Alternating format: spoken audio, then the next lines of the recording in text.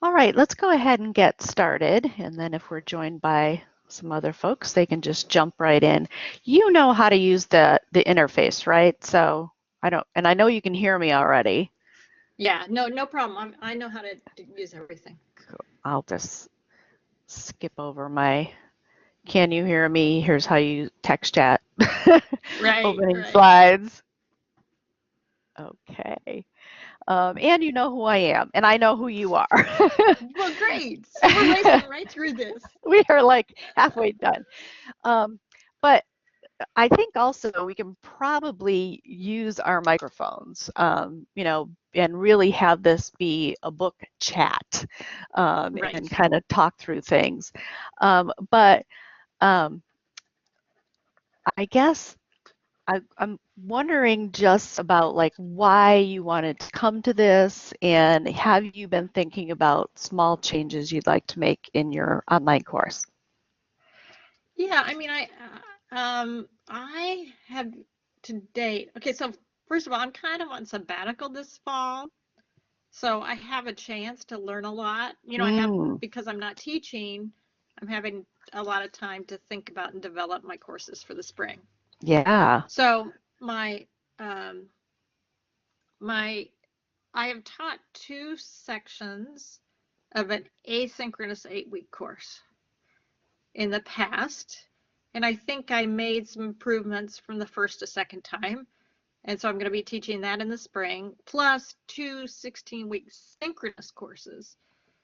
And I obviously wouldn't go through all of the issues with synchronous teaching if I didn't want to create a lot of good interactions. Sure.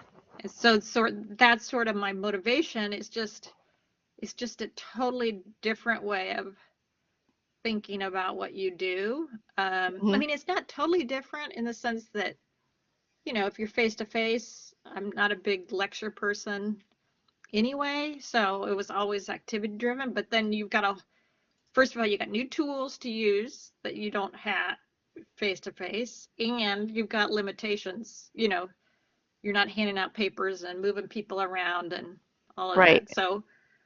So that's sort of my motivation, is just to really kind of take the class. First of all, I've never taught synchronously before, but also just to take it, to really take it to the next level. So, Yeah.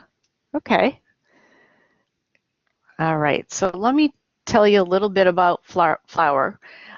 She was actually one of our keynote speakers at our online symposium, online teaching symposium.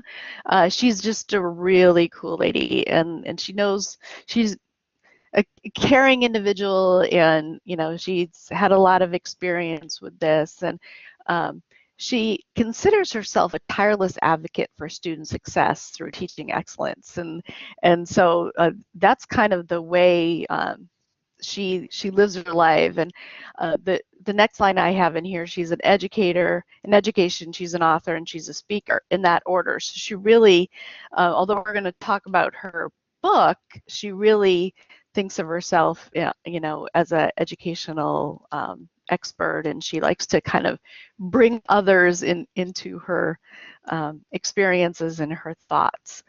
The book, have you read the book?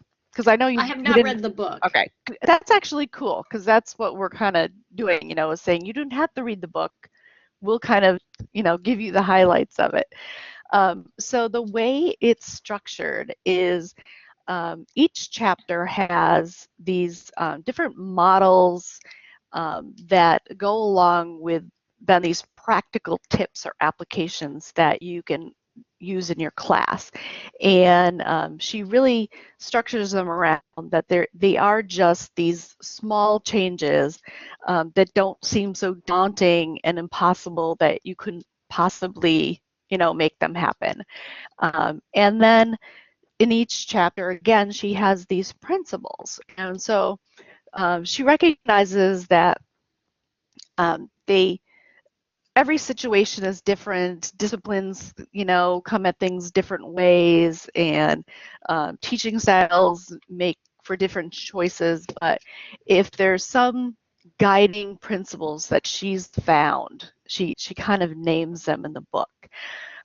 The reason I put the word verbs in the middle here is even though she calls things um, models and tips and principles, she starts all of them with verbs, and I think that's sort of her way of being that call to action, Hmm. and so it when I was sort of I had read the book, but when I was sort of dissecting the book at this point, I was just noticing. I was like, wow, she starts everything with a verb, and a principle doesn't normally start with a verb. you know Right, right. so Yeah. I found that really interesting in the way that she approached the book. um, okay, so here's the table of contents, and she breaks the book up into 3 different parts, and then she has 3 chapters within each one. So I kind of wanted it to be a little bit of a pick your own adventure. Hmm. So if there's something that you rather just skip to, we can do that. um, the, Right. conc- the conclusion is finding inspiration. I'm actually going to talk a little bit about that up front. So, what do you think about where would you like to go? Oh my goodness. Because when I look at them, they all look really interesting. Like it's almost like it's some of this is, it's really to me, teaching online is just I I like trying to figure it out. Like it's a really creative kind of hmm process. And so, uh, and then you learn more and more, and you see these principles that no matter who talks about it, they might have a different way of saying it, and something hmm resonates with some people more than others, or some disciplines more than others. But it's really interesting to me. I mean, I think a lot of it is just good teaching, hmm Absolutely. but Yeah. Well, but yeah, we're let's kind of just free start. of sort of the assumptions, Yeah. like that when you're doing, like I've been teaching for 24 years, like it's sometimes hard to get out of your habits face to face hmm because you've been doing it so long, but because that's so online is like you just kind of blowing it all up. Yeah. Yeah. Well, and Yeah. really, forced to look at it, I think, and you Yeah. get So in your which old sections do habits. you think, yeah, which section, what do you Um, think that what she brought to light was kind of unique or things that you hadn't seen before? I would say probably moving into the teaching humans. I think Mm-hmm. she brings that to everything, you know, regardless of what she's talking about, anyways. Right. So if you want, we can kind of dive into teaching humans, and I can briefly talk about design for learning, just in the way that I talk about the finding inspiration part. Sure. So Sounds I think great. that's what we'll do, and we can always like jump back if we want to.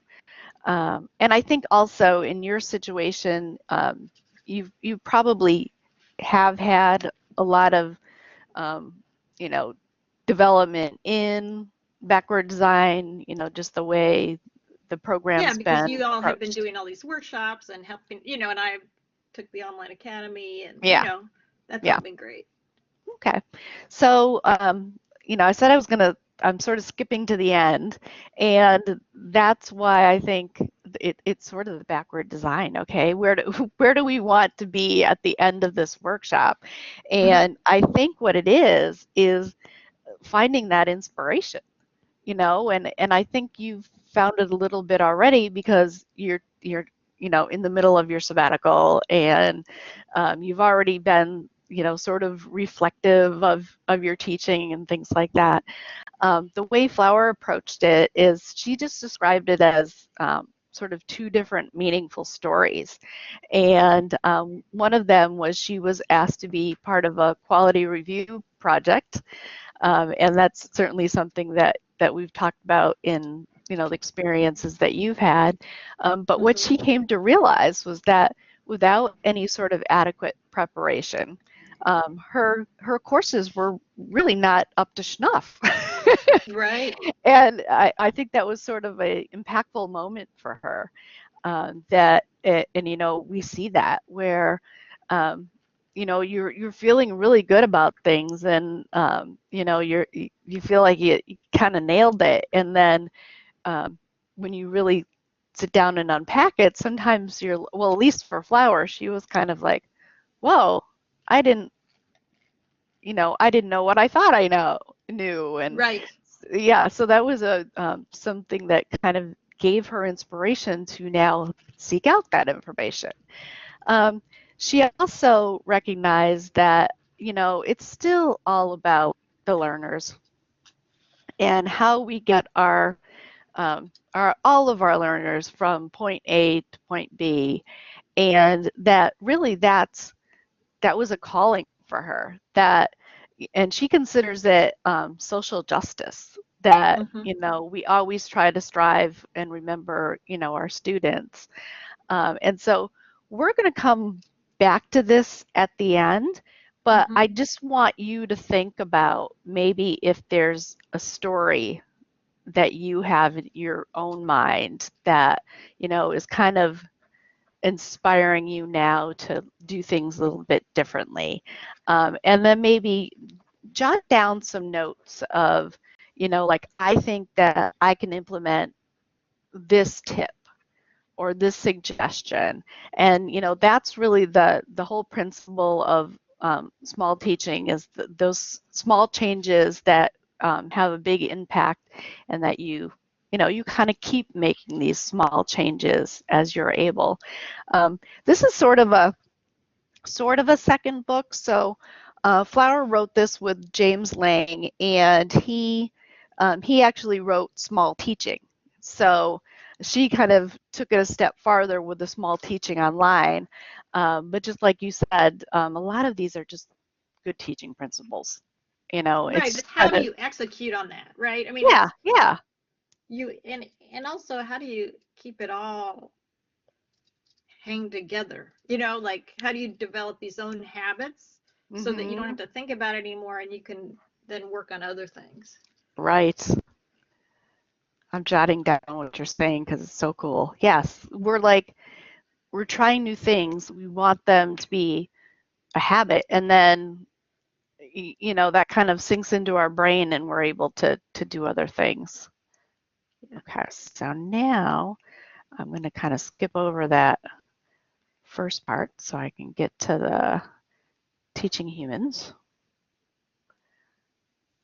Okay, so in part 2, she has 3 different sections: building community, giving feedback, and fostering student persistence and success. So um, what I felt like the theme that arose from part 2 was Mhm. just ideas about how to foster community and engagement in the learning environment.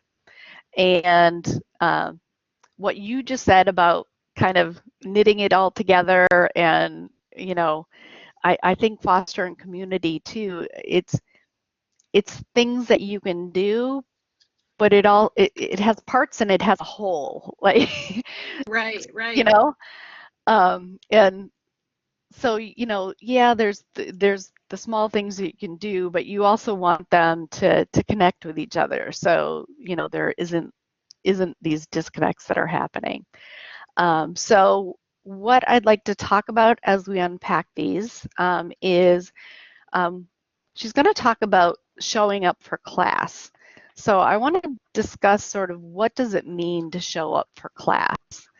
Um, and then also, and this may be in your notes that you're taking for yourself, is what small changes do you think you could make now that would increase your instructor presence? So that's a little bit about, you know, you're you're teaching humans, but you're also a human yourself. And, how, what can you do that will kind of increase your instructor presence? And then finally thinking about what is a sense of belonging and how does it relate to persistence? So Those are great let questions. I enjoyed. I went back and forth a lot, changing, but I think that that's to me it was the crux of what these chapters were talking about. Right. Okay, so here's just her quick tips. Require peer-to-peer interactions in your class. Show up to class as often as you are able. Prior to the first day of class, post some information about who you are as a person.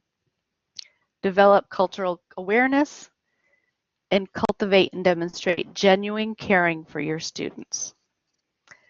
So, my prompt was, what does it mean to show up for class? So I guess I'll start there. What do you think she means by showing up for class? I think she means with your whole self. In other words, I don't think we can expect students to really show up and invest themselves unless the faculty member is doing that, the instructor. Um, and I think, I don't know, this is going to be a little tangential, but as I reflect about my own career, I think, I was a relatively young woman, and, you know, uh, kind of showing your warts, which creates connection, has a whole different meaning than if you're a man. And so I think for me, it is having to, now that I'm older, I think I can, the Yeah. warts don't threaten my authority in the class. Mm-hmm. But I do think that that I'm trying to always work on. And I think it relates to showing up to class because, um, you know, I think it means that your imperfections are okay because Mm-hmm. it's not just showing up your best part of you, which of course you want that to show up too, Yeah. but that the whole package has to show up because you want their whole package too. Yeah. Yeah. I really resonate with what you said with, men don't have to Yeah. do that as much, but we feel this pressure to show our worth somehow. And, um, you know, men don't have those same feelings. Yeah, well, Um, it just takes a different form. And I think that, how would I say it? I mean, there just aren't that many. I mean, you're dealing with students who have their own preconceptions and biases. You know, it's not really a topic, explicit topic mhm, among faculty. Like, you know, hey, Joe, you can get away with doing that, but I can't. How can I get to the same place mhm, given who I am? Well, he can't answer that question because he doesn't know. He can't experience it. And I don't want to ask the question because it sounds like I'm being, you know, right. I'm dissing on him. Mhm, And so I think that part of it is just uh, a lack of dialogue or just it's kind of unsaid. And I don't know. I have no idea how you could make that happen. I'm just, I was department chair for 15 years. I saw it at my faculty, the different things that they can get away with, and sometimes women can get away with yeah, some things that men can't get away with, but I think this idea of being perfect is more of a, that's my own bias as a young professor, but I think that is something that plays into this. yeah, yeah. Can I ask you a question to kind of Oh, related yeah. on cultural awareness? Mhm. What is what does that mean to her? Well, I think it gets back at her, her idea of this really being teaching being a project of social justice, and that in order to connect with our students, that we need to think about their backgrounds and the places that they're coming from. And, the way you were just explaining it with sort of gender differences, I think Uh-huh. that's part of it. And that's what Flower's kind of saying is that, especially if you're building a community, like in this particular chapter, that um, you need to be reflective of your own teaching, which Flower always is, Uh-huh. and then you need to think about um, how that translates to the students, is what I sort of got from it. Yeah, and I think I had written this down even before we started this slide, this idea of knowing your students. I mean, I think that's part of this, what she's talking about. And I think, it is knowing what they're dealing with, knowing, and I don't know how, I mean, you can know them individually as best you can, but I don't think that's exactly what people talking about Mm-hmm. or she's talking about, but I can't really articulate. I mean, it's like knowing their struggles and Right. I don't So I I'll I I'll just think it's I'll read to mhm. you what she says. Okay. So she said, consider how ethnic and other cultural contexts influence your students' experience and interactions in your online course. Strive for inclusivity in your class, design, and teaching. Incorporate activities such as name stories as one way to get started. So um, I guess like the name stories maybe is her practical advice of, Mhm. there's different things that you can do. Um, so it's a little bit of a flip. It's a little bit of her using a verb of, Right. she's saying to develop your cultural awareness, but at the same time she's saying, once you have that awareness, here, do this thing. Right. Right. Right. Right.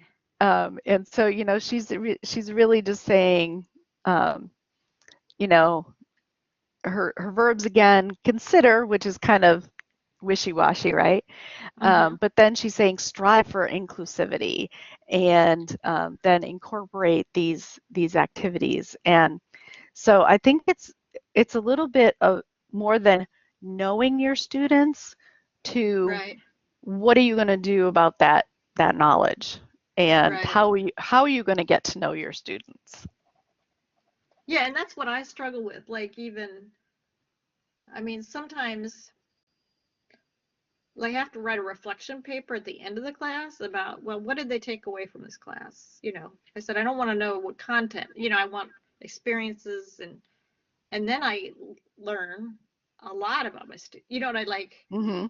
It's amazing in a page, what Yeah. you can learn. Um, but I always struggle with that on the front end, so um, to get them to reveal, like they don't know me. Mm-hmm. And so revealing things to a stranger is not easy. And Right. they also think they know what I want to hear, Mm-hmm. right? I mean, like when I say, tell me about yourself, they're like, oh, well, she wants to know my major, where I'm from, and I don't, Right. those aren't the things that are really important. I mean, they're not unimportant, but they're not that helpful as more Right. revealing information. Well, So, so I, you know, so it's clearly not as easy as flipping your reflection to the beginning, right, because like you said, or the getting to know you discussion, where they're gonna tell you three um, probably slightly boring things about themselves. right, And right. it's certainly not going to be anything cultural, per se. Yeah. But I wonder if knowing that if it is sort of a journey, it's not going to happen at the beginning. Right. Right. Um, but trust needs to be built up. Yeah. We talked about being personable ourselves and, you know, sharing vulnerabilities about ourselves maybe. And I think those are the types of activities that are going to build that trust, you Yeah, I know. found that, I did this my second time around. I met with all of the groups, you know, as a group with me. So, I kind of interviewed them, so to speak, and shared information about myself. But because they were there as a group, they heard it all, like they learned stuff from their peers who were talking Mm-hmm. to me that they wouldn't have learned anyway, and that worked pretty well. Um, in terms of creating connections among them as well as me, because they found things they had in common they didn't know. But I think Yeah. this time I'm also going to ask them in their introduction to tell me things that they could share or teach with another part of the class. Nice. So, Yeah. so, so like, I'm a big flower gardener. So if you needed help, planting a garden, or I make a mean margarita, Yeah. Yeah. and I think I'll be interested to see if that reveals more about them. Yeah, I think that's a fantastic idea. And really, you know, no rules. Like it doesn't have to be about the course. You know, Yeah, no, not at all. your example of flower gardening is like, totally off in the other direction. And so that immediately tells them that, oh, okay, she doesn't, okay, yeah, I like to do something else. Maybe it's not Right, flower right. gardening, but yeah, I like that Yeah. idea. Well, you ready to move on? Sure. Okay. Those look And great. I will Um, I'll send you sort of a list of all of them too. Just kind of the tips, just boil it down, I guess, of sure. kind of what she said. So then you can kind of like go back and look at it. Right. Um, so giving feedback. Um, as far as like my interpretation of the book, I found it very interesting that giving feedback was in the teaching humans section. And I don't know why it struck me. I guess I always just put that giving feedback into the assessment category Right. and or maybe the communication category, and it seems very like operationalized, Yeah, kind of technical. Yeah. Yeah, yeah. And she is kind of technical in it, but I think Hmm. she's just talking about um, the importance of feedback and that this is kind of two-way. So, her very practical tips here of scheduling deadlines to coincide with your availability to answer questions in advance and return graded work after. Hmm. Hmm. Again, very mechanical, um, but still is so humanizing and humanizing to yourself, because you're saying, I think it's important to give my students good and timely feedback, but I'm also a human and um, I want to make sure I make the time to do it. And so, even though it's practical to schedule deadlines, I sort of started to understand why she put it in the teaching humans, Hmm. um, because it was just making time and space to do something that was important. I have a dog in my lap, so Okay. that's the world we live in now, right? Right. Um, Exactly. Well, it's nice that, we can take care of our pets and do our job at the same time. yeah, yeah, she's going to be very upset when I need to go back into the office. She's going to feel abandoned. So yeah, even though it started off as feeling very mechanical and operationalized, um, I think it just gets at that small teaching idea that just schedule deadlines and think about when, the best time is for you so that you are able to do a good job in giving feedback. Mm-hmm. The next one would talk to your students in real time by phone or video conferencing. Um, I love this one because I think it gets around a preconception that um, that there's not a lot of interaction and that you can't just go old school and pick up the phone and talk to your students or just say, hey, let's get on Teams and have a conversation. Mm-hmm. It's just a reminder that we can still do that. We can still connect and just talk and tell me what's wrong. And Right. Yeah, I so, think the biggest barrier is, I mean, it's sort of, there's all these norms that are established. And it's, I think for our students in particular, I mean, I have them before they graduate, so they're a little bit better, but I think a lot of first generation students just don't know that I want them, we want them to reach out. And I mean, it's not just their responsibility, but I just feel like I mean, my son told me this. I mean, he's 25 now, but he said when he was at his school, he was at a small liberal arts school, and like a huge part of it was just getting these students. He said, I know what professors do because his mom was one, and he knew that they wanted students to come, and that was part of their job that they liked and wanted to happen. But without that knowledge, people felt like, oh, I'm imposing, or right. Yeah. or it doesn't even cross their mind to do it, actually.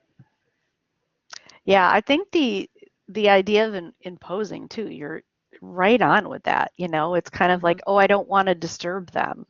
And, you know, it, it's the same for face-to-face teaching. I think, we think, well, it's obvious when you're in the classroom and you are asked, does anyone have any questions? Or, if anyone does and wants to speak, after class, I'm here for you. Um, but in online, there's that distance, and Right, so then you're really like, well, when do I contact them, or how do I, or they right. they're probably really busy, so maybe I won't do it right now, and yeah, that is so true. Yeah, yeah. Yeah. So taking a creative approach to offering virtual office hours. Do you offer virtual office hours for your students? I haven't, although what I did was I just so I I had the first meeting with the teams, and then they had a presentation. So I made them contact me with their first draft so we could talk about, I really wanted it to be good and give them feedback. And then we have a simulation, and then I have a chance. I force them to meet with me about this. So I kind of have hopefully, and then I just say, just schedule an appointment on my calendar. As a matter of fact, I was just doing this. Have you ever used that Calendly I have app? not, but I've heard of it. So how do you use it? And so I was trying to just to make it easier. Like, how Mm, do you get on my calendar? Now, they should learn. They should learn. How would I say this? These are going to be business professionals. Making an invite on somebody's Outlook calendar should be in your toolkit, but it yeah, doesn't mean it is. And so there's this trade-off. Like, do you make it easy, or do you help them learn this process, which they're going to use, but then they might not even use it? Like, so it's sort of I don't know. I go back and forth on that. yeah, you're kind of in the middle about that. Um, and Yeah. I And I I agree know with people you. have had success with virtual office hours. I know they have. So I'm not sure, but only in the evening. That's when you're going to get them. Hmm. I've heard that too, and they're they're busy professionals, and they do their schoolwork in Hmm. the evening. And but your situation is different than maybe some too, but because I really like the way you're talking about this is a professional skill for them that they should know how Hmm. to set up an appointment with someone. That is going to be Right. something that they're going to do on a regular basis. I mean, my husband's a businessman. He's a product developer, and first of all, he's been working remotely for almost 20 years now. And if he didn't know how to set up an appointment and run a Right. meeting, like, Right. Right. Right. Exactly. yeah, he would have been doing something very different by now. Um, so Right. I don't Right. know. So that, yeah, so there's just there's this, I don't know, it's getting them over the hump. Now, because I force the meetings, you know, and I tell them this is how I want you to do it, and at least one person out of the team who probably already knows how to do it does it. Does it? Yeah. But then you have these other tools like Calendly or Booking, which make it easier, and that encourages the interaction. So Hmm. I just, it, I don't know. I just the virtual office hours I have a hard time with because I think I don't know how students remember. Like I don't know. I just want them to text me or something. They don't really need to sit, on a certain hours. Right. Right. Um, I think they're more comfortable with just like I just go on my calendar if I'm free. You can set up at a time. Yeah. I don't I really care when. I have that issue with my interns and my GAs. I usually have a couple every semester, and they're like, you know, let's set up a time to meet, and I'll be like, my Outlook calendar's up to date. Like, Right, right, you right, know, and right. I kind of, and at Yeah, first I'll maybe give them some instructions, and I'll start a little bit right. like check my calendar for next Thursday, and then you kind of wean them off of it. But Yeah. it's kind of funny. Let's see what Flower says. So she says to rebrand your office hours. Um, you can call them something like happy hours, coffee breaks, or afternoon tea. So I don't Okay. I don't know if that would. I think in your situation maybe coffee breaks would sound a little more managerial, businessy. Right. Um, let's Well, see. I call the first meeting, I call it a meet and greet.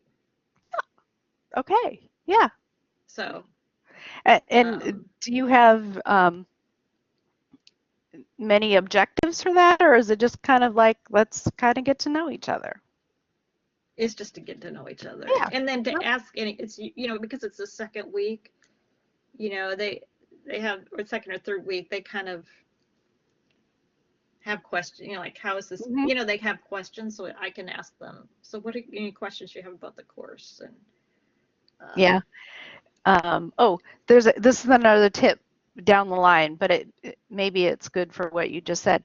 Encourage students to submit questions prior to the synchronous event. So when you said they usually have questions by the second week, I wonder if right, you could ask them like send your most pressing questions ahead of time, and then they sort of know they're going to get the answer when right. they arrive. That's an idea. Hmm. Reduce the But also frequency gets of. them to think. Even say, I want you, Mm, at least come up with one question you have, yeah, even if they don't tell me. It gets them like, oh, I have to have one question. right, you know. right.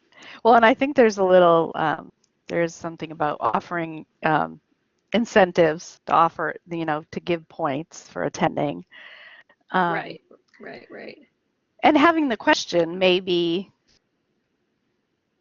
more like the push, to get them Yeah. going on it, I guess. Um, she does have using a scheduling tool like Doodle to determine times when most students can attend. And I think that's sort of what you're doing with the Calendarly. Right. Maybe not Well, gas. it's not, I tried Doodle, and what's hard about Doodle is there's so many times that they, there's so many times that it's just a Everyone's pain in all the over the butt. place. You have Yeah. to enter all of those days and times. So I think that Calendly, will do it automatically. So I just say, you team, figure out when you're all available. And then I put the link to the scheduling assistant, although they don't use their calendars, right? So that's not really helpful to them.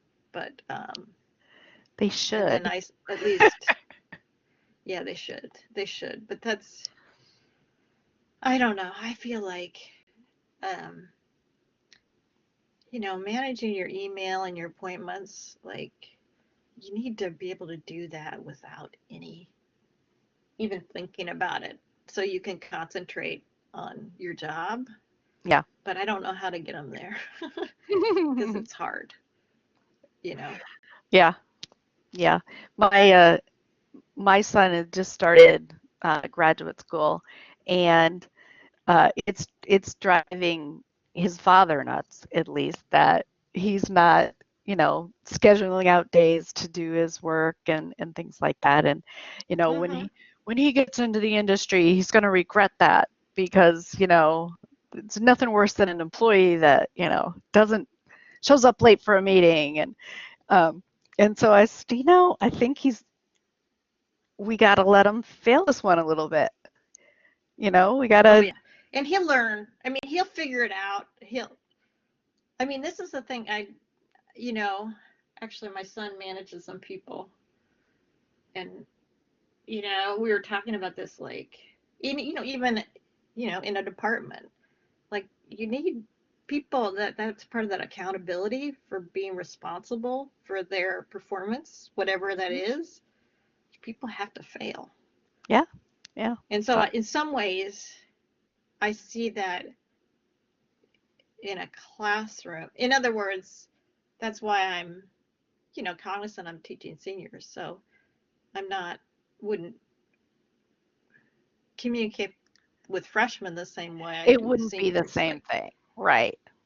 yeah, yeah. Yeah, And exactly. so, I'm not going to hold their hands um, in the same way, because that's part of the learning too. So I try to build in practices. Um, I'm going to skip ahead a little bit just because of what we were talking about. okay. So in part 3, and it's about motivating students and motivating ourselves. Oh, Um, so yes, this is good. it's like what we were talking about, right? Um, Right. so there's like some techniques and strategies, and it's all about trying to get them to be self-directed learners. And so um, my discussion prompts were like, how is self-directed different than learning alone? And that's the one that I think really made me think about this when we were just talking. And so she talks about Mm-hmm. creating autonomy and a lot about what we were just discussing to provide multiple topics and questions for online discussions. I think any of us Mm-hmm. that have done this for a while, we typically do that, and we can see the pros and cons to it, I think, too, because Right. more choice just means more like expanse, like Well, control. and they get focused on the wrong thing, like what's easy, like sometimes they're not coming to like the decision from like, what do I care about? It's like, what can I get done the fastest? And Hmm. sometimes that backfires too. Yeah, yeah. Um, it lets students sign up for groups based on the topics they want to delve into. So, you know, some that could be, it makes me think a little bit about the office hours, because maybe office hours have some loose connection to a topic, and then students are going to participate in it based on their interest, and that, you know, might make them feel a little bit more in control of what they're learning and become a little bit more self-directed. Um, the specification grading, and I put an asterisk next to it because our next book chat in January is going to be on specification grading by Linda Nielsen. And I did read about it in Flower's book. I think I would have to read Linda's book to sort of understand what she's saying about it. But it is really, it creates quite a bit of autonomy. And on its surface, what they're saying, Linda's saying, is that they sort of need to do all or nothing. And so thinking about a simple activity like, you know, scheduling a meeting and showing up for it, it sort of has an all or nothing feel to it. Either you do it right or you don't. And so that's what she's suggesting with some of the activities that you have and some of the assessments that you would have in a course, is that create them with this specification grading. And I don't know, I still don't sort of have my head wrapped around it because it seems so harsh. But at the same time, it's kind of like, yeah, some things you just need to be able to do. And, you know, they're not going to get to that level of autonomy and be self-directed learners until they can say, I'm not going to sort of just pick the topic that was easiest, you know, or so what do you think about that? Well, it's kind of, I don't know. I feel like I'm very biased because I teach them at the end of the college career, whether that's at the master's level or at the undergrad level. The class I teach is always at the end. At the end. So I always feel like the norms that are established are really hard to break.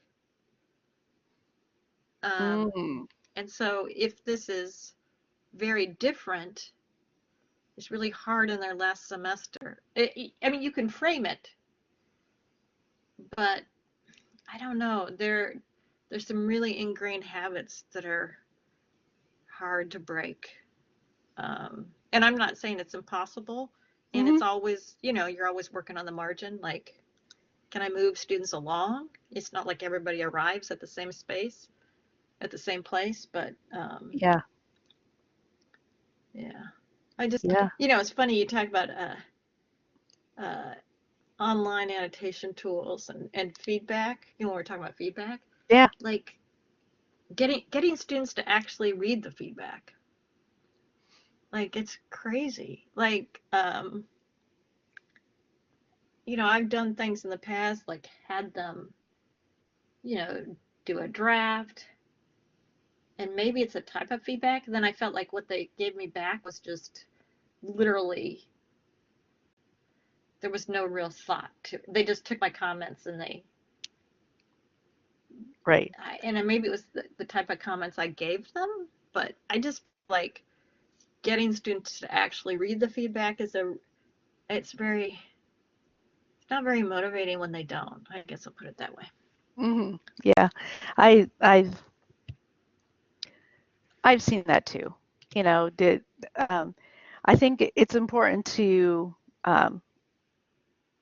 make time for that feedback. I know that, again, sort of with my son, he's just like trying to get the next thing done. He's not, Mm-hmm. and if he does read the feedback and it says, um, you know, you need to develop this concept out a little bit more. He's like, okay, so what do you think? 50 more words? Like, how, like, Right, right, right. Yeah, yeah. No, and it's I've always thought about the feedback. I don't know, can Ultra do this? I think it can, where you can like record your feedback, verbal, and just give yeah, it to them like a conversation. right. And I think I think you can. I know it's on the roadmap if you can't do it already. It's something that they're already Okay. putting in there. And exactly like you said. And that's actually a really good idea because I think if you verbalize it, it's it takes them out of their element. They're no longer like thinking, "Oh, this is the, faculty marking up my paper." It suddenly feels Right, right, right, different. right, right. And it feels Yeah, different than it does when your boss tells you. You know, yeah. uh, when you mark up a paper, that's not what your boss does. When you get into the industry, um, nobody ever is like, let me correct your grammar and ask you to expand on this point some more. It's more Right, like, this exactly. wasn't right. And, you kind of get handed it back. Although I'm kind of Yeah, fix laughing. it. I'm laughing inside um, because of my boss being Jason Rohde. Sometimes Uh-huh. he does teacher me. He'll be like, Right. you know, do you think this argument is strong enough or whatever? And I'm like, can you just tell me what to do? Like, what do Right. you what do you want from me? Yeah, Stop yeah, pestering me. exactly. Yeah, um, cut to the chase here. yeah, just you want this longer? Should I make this into Right. bullet points? Just let me know. Um, but yeah, I like the idea of the voice, and I think new things that are coming online are getting at that a little bit more. I don't know if you've been introduced to Yellow Dig discussions yet. Well, I have. I mean, I'm planning on using it in the spring because I went through, Jason Underwood did some training last August or whatever.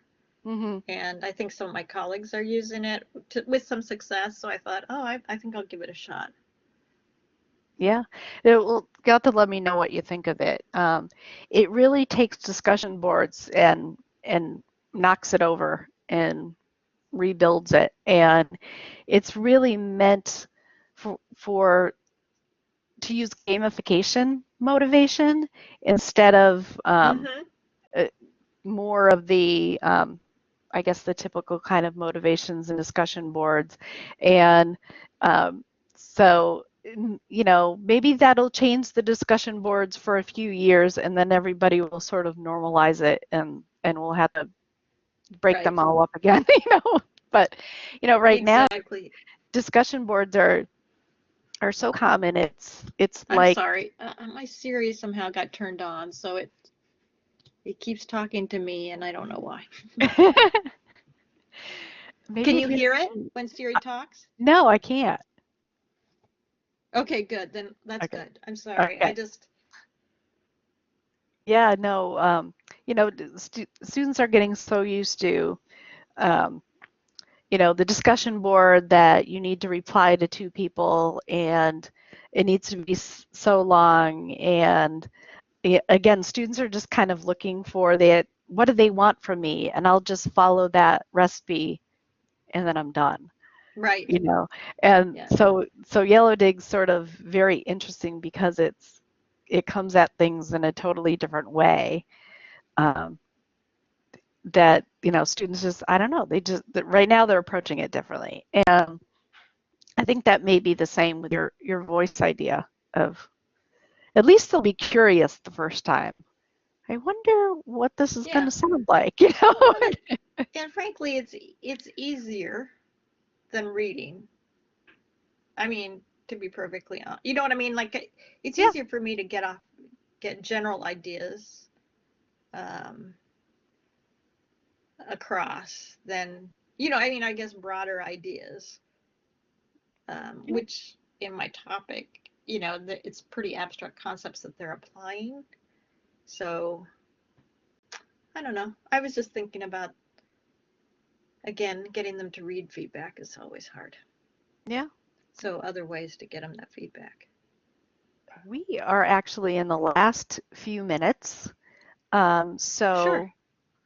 Like I said, I'll send you all of these in just kind of a PDF and the recording of the Oh, that'd be workshop. great. So if there's anything else that you kind of want to like dig into or whatever, that we're all here for you. Especially Okay. as a chair, we're kind of promoting our partnerships too a little bit more now. So we've Mm-hmm. kind of added these to the end of our slides. Um, so we did the course design partnerships as part of the early versions of our design academy, and that's the Mm-hmm. academy that we kind of pivoted to when when COVID started. And folks really liked the partnerships.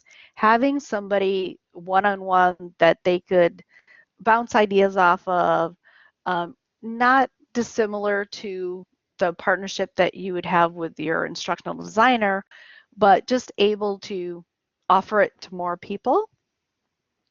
So Mm-hmm. we weren't able to continue that through all of the academies, um, because we ended up doing so many of them.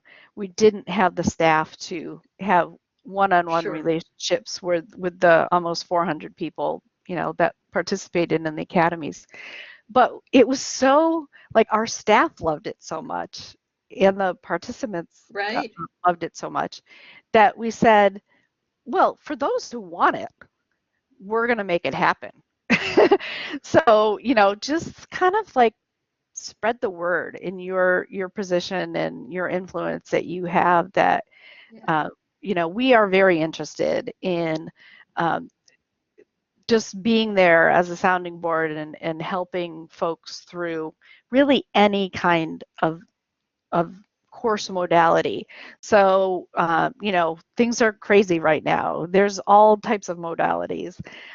So Right. we're here for any of those types of courses. So it's basically a series of consultations, some recommendations for professional development. So if it's not something that's covered in a consultation, but we know we're going to have a workshop coming up on Kaltura, then sort of that's what we'll recommend. And Sure. then just continuing to be able to give out resources and templates that we have. Um, we were very hesitant about a Blackboard course template before COVID, because we thought nobody's going to want us to infringe on their academic freedom and tell them how their course should be structured. But it turned out a lot of people, they got it. It's just a template. It's not telling them how to teach. It's not telling them how to run a course. It's just making it a little bit easier for them to set things up. Well, it's so funny that you mentioned that. Like, right now, I'm totally horrified about my Blackboard structure before I started teaching online. Like, what was I thinking? Like, I'm a pretty organized person, and I think it was, but now I look back and I'm like, how did students actually use this? It's terrible, like, and and so I really commend your center because I just can't I mean, just the whole pivoting that you all did, it is so much easier to access. Like you have a ton of stuff online. You make it really easy to reach out. Like I just spent some time with Diana Alberts yesterday because on my courses, because I was having a hard time figuring out how to structure the Blackboard site. So she